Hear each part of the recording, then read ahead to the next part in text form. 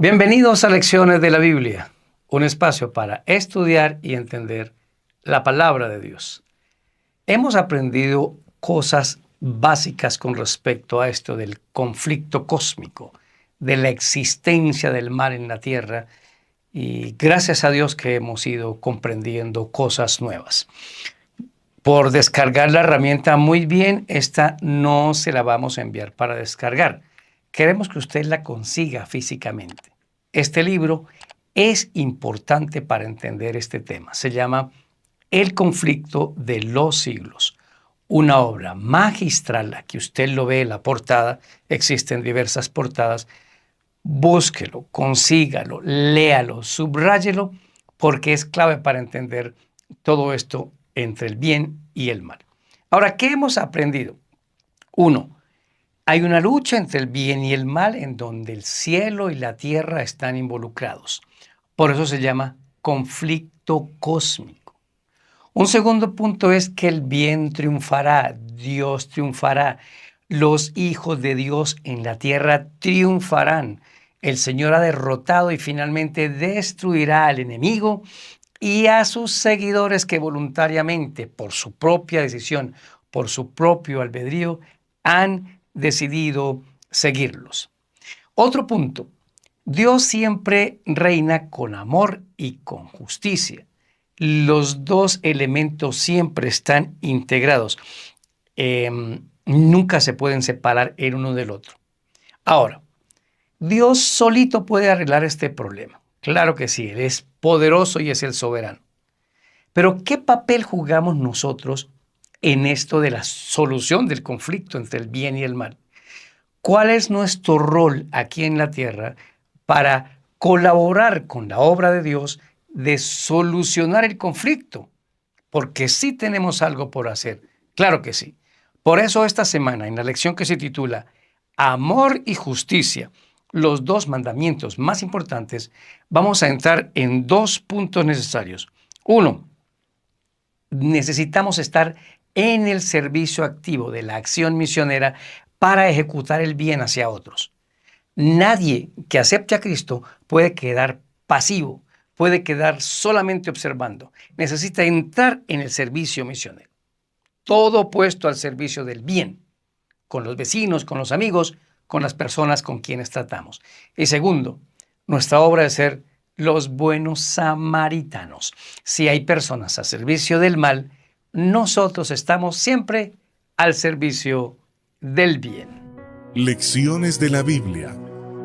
A continuación. La invitación es a matricularse en el diplomado Música y Adoración. 120 horas de clase, 100% virtual, en donde aprenderás temas, manejo y dirección de coros, técnica vocal, manejo del equipo de sonido, himnología adventista, el conflicto de la adoración con Satanás y muchos otros temas. No desaproveche esta oportunidad. Comienza en abril y dictado por la Universidad Adventista de Colombia. Vamos a continuar con una oración. Gracias, oh Señor, por la oportunidad que tenemos de estudiar. Ilumina nuestra mente, guíanos y guárdanos. En el nombre de Cristo Jesús. Amén. Bueno, invitamos a todos a que difundan las noticias de este canal de YouTube. Y también recordarles que en una plataforma llamada patreon.com puede encontrar mensajes específicos sobre 3 temas. Herramientas bíblicas, que son temas bíblicos, crecimiento familiar, todo lo que tiene que ver con el asunto de familia, y liderazgo y emprendimiento. Les vamos a tener una sorpresa para el siguiente mes. Para todos tendremos una renovación en Patreon para que muchos más puedan venir a ver estos programas. Texto de memoria. Primera de Juan capítulo 4 versículo 20. Si alguno dice, yo amo a Dios, pero odia a su hermano, es mentiroso. Pues el que no ama a su hermano, a quien ha visto, ¿cómo puede amar a Dios a quien no ha visto? Así que el discípulo del amor llamado Juan nos desafía con este texto que va a ser el central de toda la semana. Si yo amo a Dios, tengo que amar al prójimo. A mis enemigos, a los que me hacen daño, a los que hablan mal de mí, Sí. Perdonarlos, sí. Amarlos, sí. Ayudarlos, sí. No necesito tener una relación íntima con ellos sin estarnos llamando. No, podemos mantener la distancia, pero estamos llamados a hacer el bien. Si no amo al prójimo, ¿a quien veo? No puedo amar a Dios, ¿a quien no veo? Porque vemos a Dios en la obra de nuestro prójimo. Van a ser los siguientes temas. El primer tema, amor y justicia, la base de su gobierno. El tema número 2, el propósito de la vida. El 3, ¿cómo luchamos contra el mal? El 4, otra pregunta, ¿hacer justicia? ¿Y cómo? Bueno, entremos en nuestro primer tema, amor y justicia. Uno de los acusaciones y difamaciones del diablo contra Dios es que Dios es un Dios que no es amoroso y que usa excesivamente la justicia. Todo este ataque ha ido contra su ley. Ustedes en mi país, dijo Satanás, en mi gobierno, van a vivir en plenas libertades. No habrá reglas, no hay reglamentos, no hay nada que les trabe la vida. Si usted lo nota, las reglas en la vida son absolutamente necesarias, en todo sentido y en toda parte. Si no hay reglas de juego, caemos en el caos. Un segundo punto es que las reglas siempre nos fijan un límite, hasta dónde puedo llegar yo, hasta dónde puede llegar el otro. Una persona que crece sin límites fácilmente delinque, se vuelve delincuente. Te puedes meter por el carril contrario de una calle, puedes pasarte un semáforo en rojo. Entonces sí necesitamos. ¿Qué es lo que habla la Biblia de esta relación del amor y la justicia? Que ya la habíamos visto, pero hoy lo vamos a aterrizar en lo siguiente. Hay que ir al libro de Zacarías, capítulo número 7, y realmente va a ser del 9 al 12 lo que vamos a estudiar. Y en nuestro primer punto lo hemos titulado El pedido. Miren el pedido de Dios que está en Zacarías 7, 8 y 9. La palabra del Señor vino a Zacarías y le dijo, así ha dicho el Señor de los ejércitos, juzguen ciñéndose a la verdad, y sea cada uno de ustedes misericordioso y compasivo con su hermano. No opriman a las viudas, ni a los huérfanos, ni a los extranjeros, ni a los pobres. Nunca abriguen pensamientos malos en contra de sus hermanos. Qué pedido tan claro. La verdad, la justicia. Vamos a usar la palabra justicia esta semana como mi respuesta contra el mal. El trato que yo le puedo dar a otra persona debe ser un trato justo. La palabra justicia también puede usarse justo como santo. Dios es justo, es el santo. Nosotros somos los injustos, los pecadores. Pero en este sentido es el trato que les estamos dando a otra persona. No opriman a nadie. No alberguen malos pensamientos en contra de nadie. Complicado, porque se nos salen las malas intenciones. En los negocios no le haga trampa al otro, no le mienta. Hay gente que va a venderle un carro a otro y está matraqueado, kilometrado, acabado, y dice, se lo vendo, está casi nuevo. Digamos la verdad, este carro tiene tantos kilómetros, tiene estos problemas, tiene esto. Miren, la honestidad en todo tiene que acompañarnos. No tomemos ventaja sobre otra persona, en ningún negocio ni en nada que lo vaya a engañar. Este es el pedido, obren con justicia. ¿Por qué? Porque yo soy un Dios de amor y justicia. ¿Cuál fue la respuesta? Punto siguiente, la respuesta. Zacarías 7, 11 y 12. Pero ellos no quisieron escuchar, sino que volvieron la espalda y se taparon los oídos para no oír.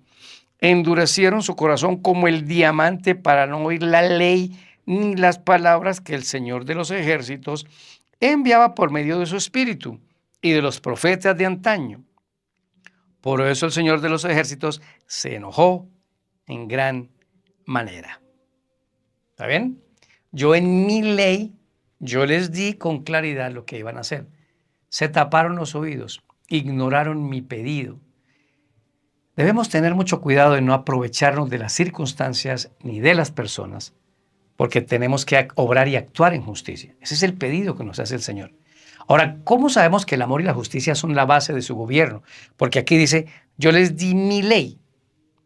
Mi ley, ¿cuál ley?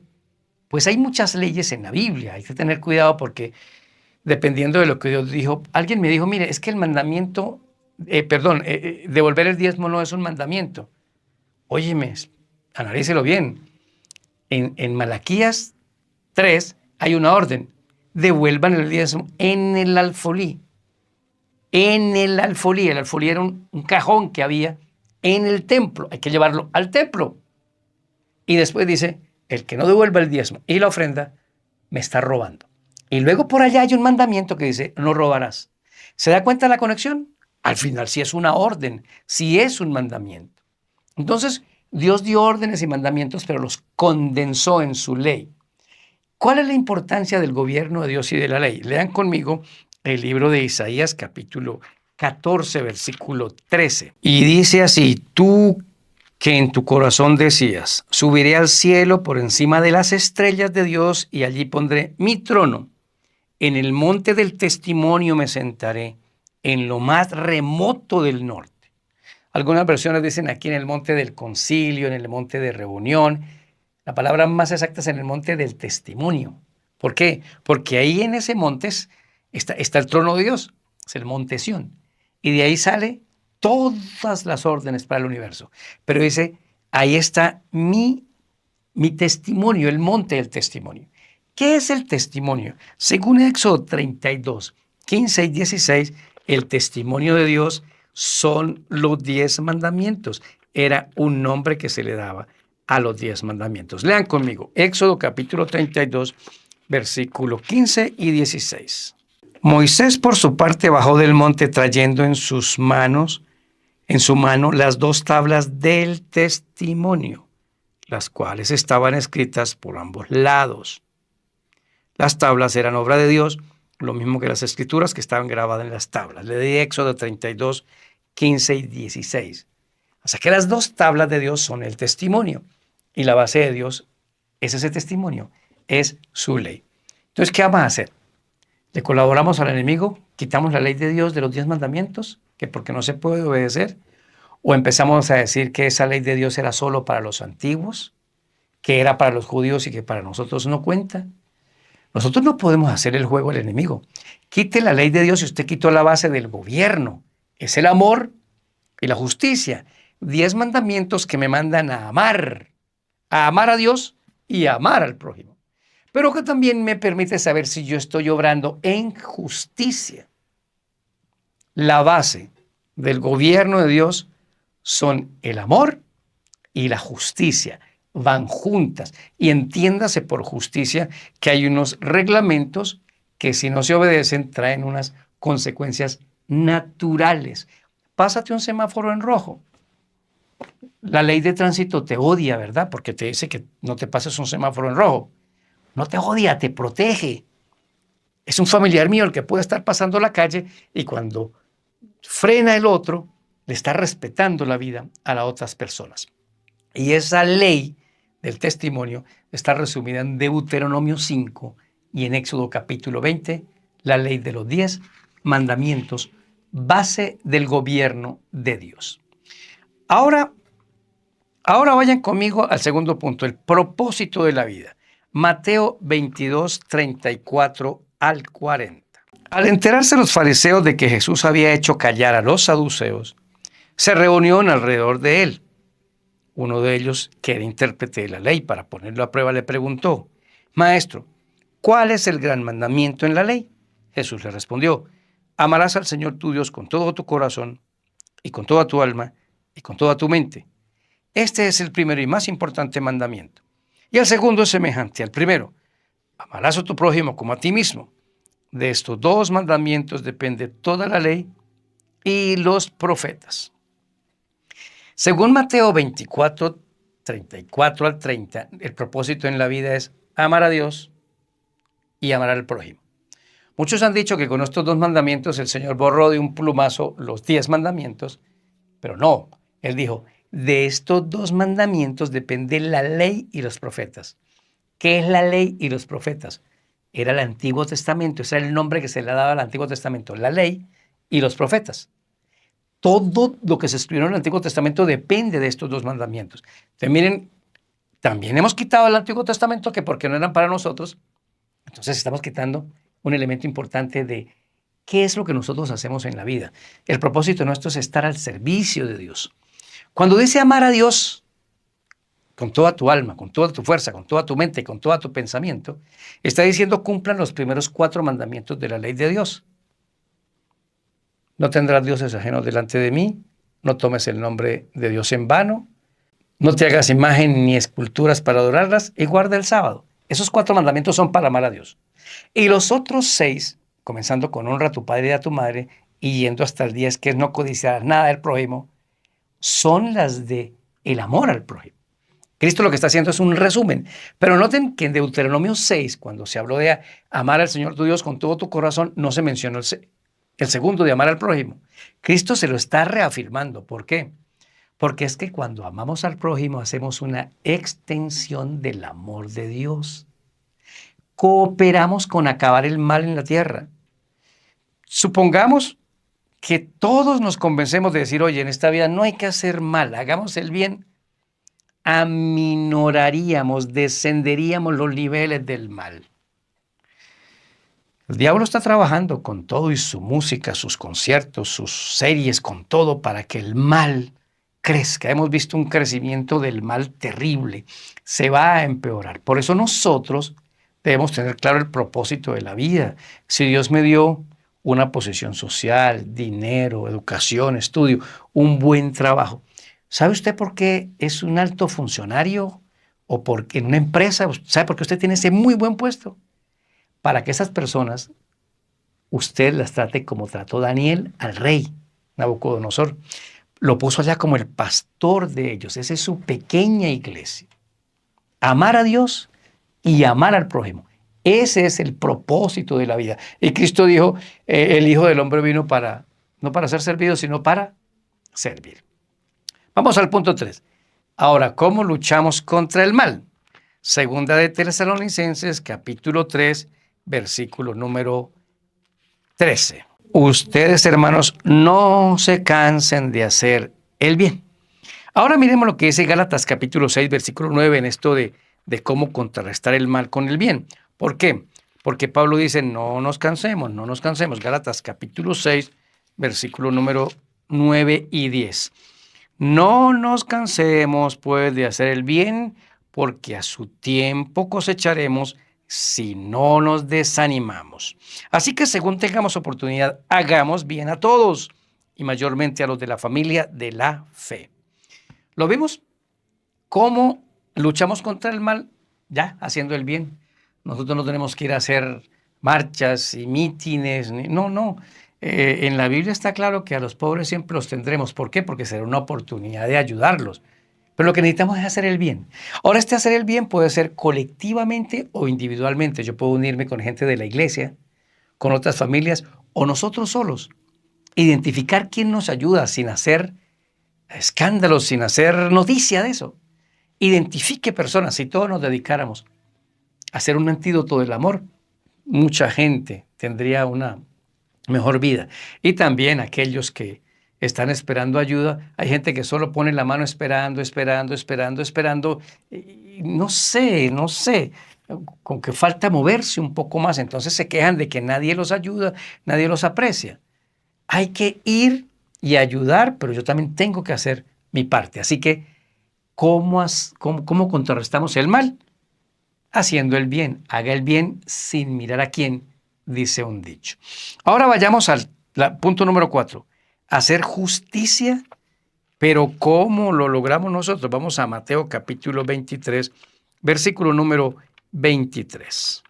Ay de ustedes, escribas hipócritas, fariseos, porque pagan el diezmo de la menta, del eneldo y del comino, y hacen de menos lo más importante de la ley, que es la justicia y la misericordia y la fe.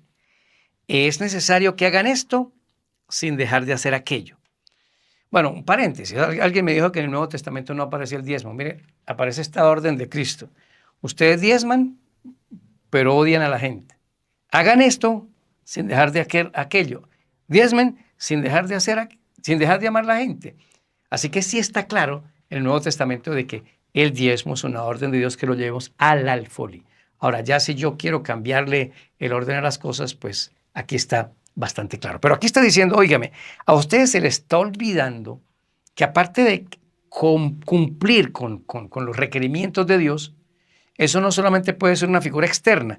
Llevo el diezmo a la iglesia, pero odio a la gente. No, dice, lleve el diezmo, o es decir, cumpla con sus deberes con Dios por amor, pero también ame al prójimo. Las cosas no pueden estar separadas. En Miqueas capítulo 6, versículo 8, vuelve el Señor y nos reconviene con este punto. Miqueas 6, 8. Hombre, el Señor te ha dado a conocer lo que es bueno y lo que Él espera de ti, que no es otra cosa que hacer justicia, amar la misericordia y humillarte ante tu Dios.